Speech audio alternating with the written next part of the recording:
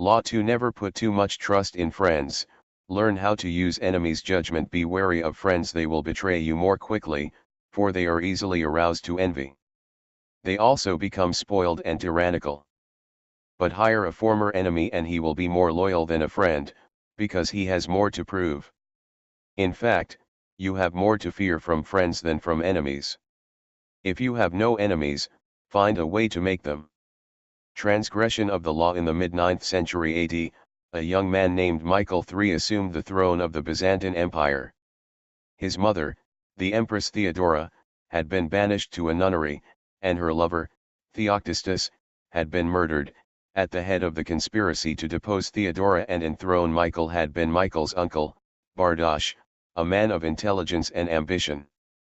Michael was now a young, inexperienced ruler, surrounded by intriguers, murderers, and profligates. In this time of peril he needed someone he could trust as his counselor, and his thoughts turned to Basilius, his best friend. Basilius had no experience whatsoever in government and politics. In fact, he was the head of the royal stables, but he had proven his love and gratitude time and again. To have a good enemy, choose a friend, he knows where to strike. Dianthe de Poitiers. 1499–1566, mistress of Henry II of France. They had met a few years before, when Michael had been visiting the stables just as a wild horse got loose. Basilius, a young groom from peasant Macedonian stock, had saved Michael's life. The groom's strength and courage had impressed Michael, who immediately raised Basilius from the obscurity of being a horse trainer to the position of head of the stables. He loaded his friend with gifts and favors and they became inseparable. Basilius was sent to the finest school in Byzantium, and the crude peasant became a cultured and sophisticated courtier.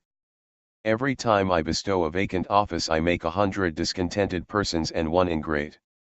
Louis XIV, 1638–1715. Now Michael was emperor, and in need of someone loyal.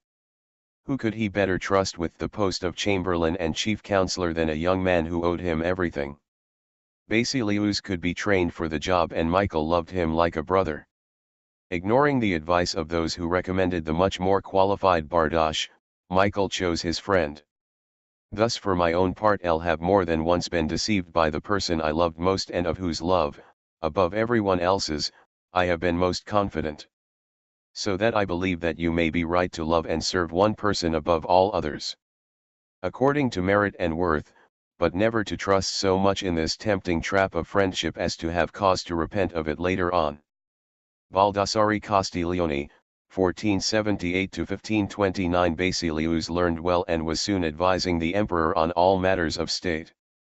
The only problem seemed to be money. Basilius never had enough. Exposure to the splendor of Byzantine court life made him avaricious for the perks of power. Michael doubled, then tripled his salary, ennobled him, and married him off to his own mistress, Eudoxia Ingarina. Keeping such a trusted friend and advisor satisfied was worth any price. But more trouble was to come. Bardosh was now head of the army, and Basilius convinced Michael that the man was hopelessly ambitious. Under the illusion that he could control his nephew, Bardosh had conspired to put him on the throne, and he could conspire again, this time to get rid of Michael and assume the crown himself. Basilius poured poison into Michael's ear until the emperor agreed to have his uncle murdered. During a great horse race, Basilius closed in on Bardosh in the crowd and stabbed him to death. Soon after, Basilius asked that he replace Bardosh as head of the army, where he could keep control of the realm and quell rebellion. This was granted. Now Basilius's power and wealth only grew, and a few years later Michael, in financial straits from his own extravagance, asked him to pay back some of the money he had borrowed over the years. To Michael's shock and astonishment, Basilius refused, with a look of such impudence that the emperor suddenly realized his predicament. The former stableboy had more money, more allies in the army and senate, and in the end more power than the emperor himself. A few weeks later, after a night of heavy drinking, Michael awoke to find himself surrounded by soldiers. Basilius watched as they stabbed the emperor to death. Then, after proclaiming himself emperor, he rode his horse through the streets of Byzantium, brandishing the head of his former benefactor and best friend at the end of a long pike. The snake. The farmer. And the heron. A snake chased by hunters asked a farmer to save its life. To hide it from its pursuers, the farmer squatted and let the snake crawl into his belly. But when the danger had passed and the farmer asked the snake to come out, the snake refused. It was warm and safe inside. On his way home, the man saw a heron and went up to him and whispered what had happened. The heron told him to squat and strain to eject the snake. When the snake snuck its head out, the heron caught it, pulled it out, and killed it. The farmer was worried that the snake's poison might still be inside him, and the heron told him that the cure for snake poison was to cook and eat 6 white fowl. "You're a white fowl," said the farmer. "You'll do for a start." He grabbed the heron, put it in a bag, and carried it home, where he hung it up while he told his wife what had happened. "I'm surprised at you," said the wife. "The bird does you a kindness, rids you of the evil in your belly, saves your life in fact, yet you catch it and talk of killing it." She immediately released the heron, and it flew away. But on its way, it gouged out her eyes. Moral: when you see water flowing uphill, it means that someone is repaying a kindness. African folktale interpretation. Michael III staked his future on the sense of gratitude he thought Basilius must feel for him. Surely Basilius would serve him best. He owed the emperor his wealth, his education, and his position. Then, once Basilius was in power, anything he needed it was best to give to him, strengthening the bonds between the two men. It was only on the fateful day when the emperor saw that impudent smile on Basilius's face that he realized his deadly mistake. He had created a monster. He had allowed a man to see power up close, a man who then wanted more, who asked for anything and got it, who felt encumbered by the charity he had received and simply did what many people do in such a situation: they forget the favors they have received and imagine they have earned their success by their own merits. At Michael's moment of realization, he could still have saved his own life, but friendship and love blind every man to their interests. Nobody believes a friend can betray. And Michael went on disbelieving until the day his head ended up on a pike. "Lord, protect me from my friends, I can take care of my enemies." Voltaire, 1694–1778. Observance of the law. For several centuries after the fall of the Han Dynasty, AD 222, Chinese history followed the same pattern of violent and bloody coups, one after the other. Army men would plot to kill a weak emperor, then would replace him on the dragon throne with a strong general. The general would start a new dynasty and crown himself emperor. To ensure his own survival, he would kill off his fellow generals. A few years later, however, the pattern would resume. New generals would rise up and assassinate him or his sons in their turn. To be emperor of China was to be alone, surrounded by a pack of enemies. It was the least powerful, least secure position in the realm. In AD 959, General Chao Kayuanyan became Emperor Sung. He knew the odds, the probability that within a year or two he would be murdered. How could he break the pattern? Soon after becoming emperor, Sung ordered a banquet to celebrate the new dynasty, and invited the most powerful commanders in the army. After they had drunk much wine, he dismissed the guards and everybody else except the generals, who now feared he would murder them in one fell swoop. Instead, he addressed them: "The whole day is spent in fear, and I am unhappy both at the table and in my bed. For which one of you does not dream of ascending the throne? I do not doubt your allegiance, but if by some chance your subordinates, seeking wealth and position, were to force the emperor's yellow robe upon you in turn, how could you refuse it?" Drunk and fearing for their lives, the generals proclaimed their innocence and their loyalty. But Sung had other ideas. The best way to pass one's days is in peaceful enjoyment of riches and honor. If you are willing to give up your commands, I am ready to provide you with fine estates and beautiful dwellings where you may take your pleasure with singers and girls as your companions. The astonished generals realized that instead of a life of anxiety and struggle, Sung was offering them riches and security. The next day, all of the generals tendered their resignations, and they retired as nobles to the estates that Sung bestowed on them. There are men who think therefore that a wise prince ought, when he has the chance, to foment astutely some enmity, so that by suppressing it he will augment his greatness. Princes, and especially new ones, have found more faith and more usefulness in those men, whom at the beginning of their power they regarded with suspicion, than in those they at first confided in. Pandolfo Petrucci, Prince of Siena, governed his state more by those whom he suspected than by others. Niccolò Machiavelli, 1469–1527, in one stroke, Sung turned a pack of friendly wolves, who would likely have betrayed him, into a group of docile lambs, far from all power. Over the next few years Sung continued his campaign to secure his rule. In AD 971, King Liu of the southern Han finally surrendered to him after years of rebellion. To Liu's astonishment, Sung gave him a rank in the imperial court and invited him to the palace to seal their newfound friendship with wine. As King Liu took the glass that Sung offered him, he hesitated, fearing it contained poison. "Your subjects' crimes certainly merit death," he cried out, "but I beg your majesty to spare your subject's life. Indeed I dare not drink this wine." Emperor Sung laughed, took the glass from Liu, and swallowed it himself. There was no poison. From then on Liu became his most trusted and loyal friend. At the time, China had splintered into many smaller kingdoms. When Qian Shu, the king of one of these, was defeated, Sung's ministers advised the emperor to lock this rebel up. They presented documents proving that he was still conspiring to kill Sung.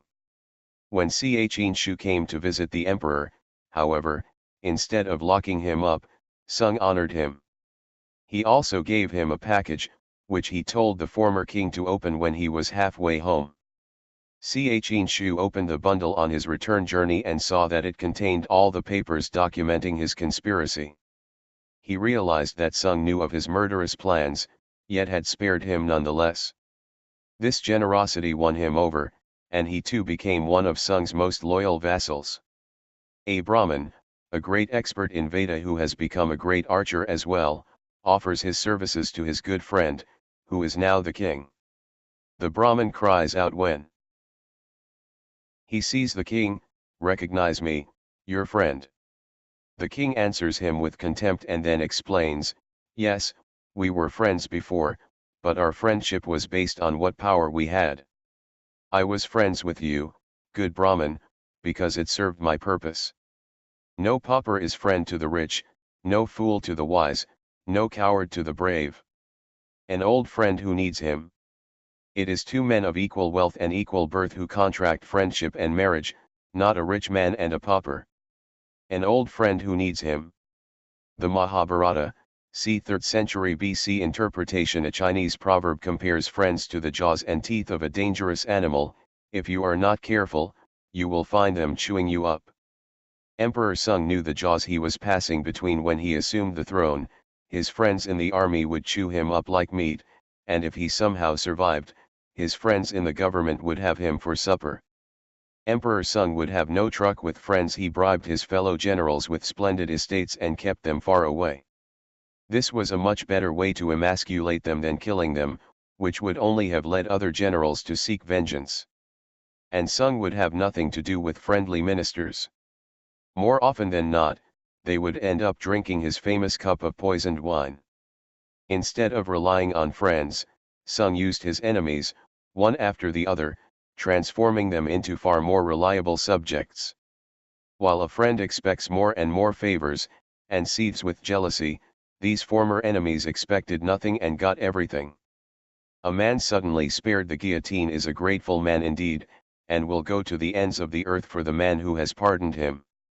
In time, these former enemies became Sung's most trusted friends. Pick up a bee from kindness, and learn the limitations of kindness. Sufi proverb and Sung was finally able to break the pattern of coups, violence, and civil war. The Sung dynasty ruled China for more than 300 years. In a speech Abraham Lincoln delivered at the height of the Civil War, he referred to the Southerners as fellow human beings who were in error. An elderly lady chastised him for not calling them irreconcilable enemies who must be destroyed. "Why, madam," Lincoln replied, "do I not destroy my enemies when I make them my friends?" Keys to power. It is natural to want to employ your friends when you find yourself in times of need. The world is a harsh place, and your friends soften the harshness. Besides, you know them. Why depend on a stranger when you have a friend at hand? Men are more ready to repay an injury than a benefit, because gratitude is a burden and revenge a pleasure. Tacitus, CAD 55-120. The problem is that you often do not know your friends as well as you imagine. Friends often agree on things in order to avoid an argument. They cover up their unpleasant qualities so as to not offend each other. They laugh extra hard at each other's jokes. Since honesty rarely strengthens friendship, you may never know how a friend truly feels. Friends will say that they love your poetry, adore your music, envy your taste in clothes. Maybe they mean it, often they do not. When you decide to hire a friend, you gradually discover the qualities he or she has kept hidden. Strangely enough, it is your act of kindness that unbalances everything. People want to feel they deserve their good fortune. The receipt of a favor can become oppressive. It means you have been chosen because you are a friend, not necessarily because you are deserving. There is almost a touch of condescension in the act of hiring friends that secretly afflicts them. The injury will come out slowly, a little more honesty, flashes of resentment and envy here and there, and before you know it your friendship fades. The more favors and gifts you supply to revive the friendship, the less gratitude you receive. Ingratitude has a long and deep history. It has demonstrated its powers for so many centuries, that it is truly amazing that people continue to underestimate them. Better to be wary. If you never expect gratitude from a friend, you will be pleasantly surprised when they do prove grateful. The problem with using or hiring friends is that it will inevitably limit your power. The friend is rarely the one who is most able to help you, and in the end, skill and competence are far more important than friendly feelings. Michael III had a man right under his nose who would have steered him right and kept him alive. That man was Bardosh. Proiling by r/111. King Hiero chanced upon a time, speaking with one of his enemies, to be told in a reproachful manner that he had stinking breath. Whereupon the good king, being somewhat dismayed in himself, as soon as he returned home chided his wife, "How does it happen that you never told me of this problem?" The woman, being a simple, chaste, and harmless dame, said, "Sir, L had thought all men breath had smelled so. Thus it is plain that faults that are evident to the senses, gross and corporal, or otherwise notorious to the world, we know by our enemies sooner than by our friends and familiars." Plutarch, CAD 46-120. All working situations require a kind of distance between people. You are trying to work, not make friends. Friendliness, real or false, only obscures that fact. The key to power, then, is the ability to judge who is best able to further your interests in all situations.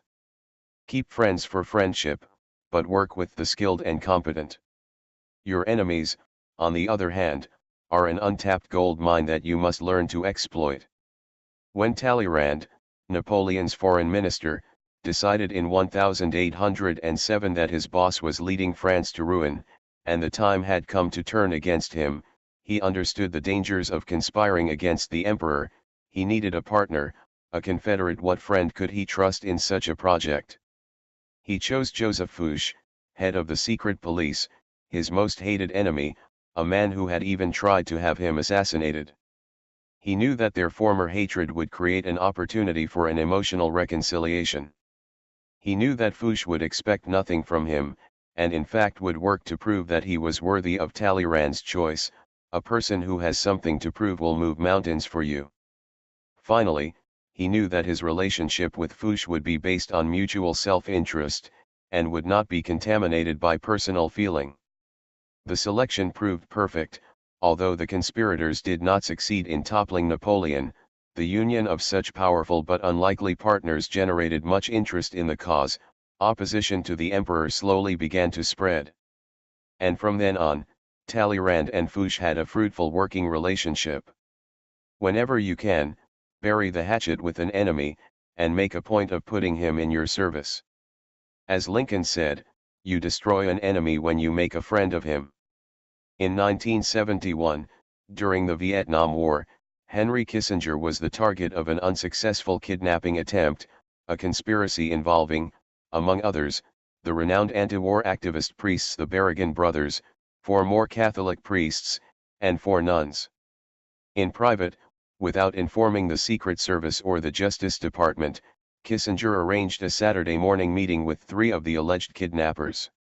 Explaining to his guests that he would have most American soldiers out of Vietnam by mid-1972, he completely charmed them. They gave him some kidnap Kissinger buttons, and one of them remained a friend of his for years, visiting him on several occasions. This was not just a one-time ploy. Kissinger made a policy of working with those who disagreed with him. Colleagues commented that he seemed to get along better with his enemies than with his friends. Without enemies around us, we grow lazy. An enemy at our heels sharpens our wits, keeping us focused and alert. It is sometimes better, then, to use enemies as enemies rather than transforming them into friends or allies. Mao Zedong saw conflict as key in his approach to power. In 1937 the Japanese invaded China, interrupting the civil war between Mao's communists and their enemy, the nationalists. Fearing that the Japanese would wipe them out, some communist leaders advocated leaving the nationalists to fight the Japanese, and using the time to recuperate. Mao disagreed. The Japanese could not possibly defeat and occupy a vast country like China for long. Once they left, the communists would have grown rusty if they had been out of combat for several years, and would be ill-prepared to reopen their struggle with the nationalists. To fight a formidable foe like the Japanese, in fact, would be the perfect training for the communists' ragtag army. Mao's plan was adopted, and it worked. By the time the Japanese finally retreated, the communists had gained the fighting experience that helped them defeat the nationalists. Years later, a Japanese visitor tried to apologize to Mao for his country's invasion of China. Mao interrupted, "Should I not thank you instead?" Without a worthy opponent, he explained, a man or group cannot grow stronger. Mao's strategy of constant conflict has several key components. First, be certain that in the long run you will emerge victorious. Never pick a fight with someone you are not sure you can defeat, as Mao knew the Japanese would be defeated in time. Second, if you have no apparent enemies, you must sometimes set up a convenient target, even turning a friend into an enemy. Mao used this tactic time and again in politics. Third, use such enemies to define your cause more clearly to the public, even framing it as a struggle of good against evil. Mao actually encouraged China's disagreements with the Soviet Union and the United States.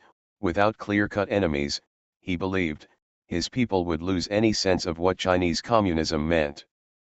A sharply defined enemy is a far stronger argument for your side than all the words you could possibly put together.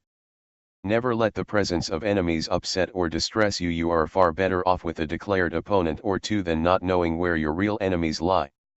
The man of power welcomes conflict, using enemies to enhance his reputation as a sure-footed fighter who can be relied upon in times of uncertainty.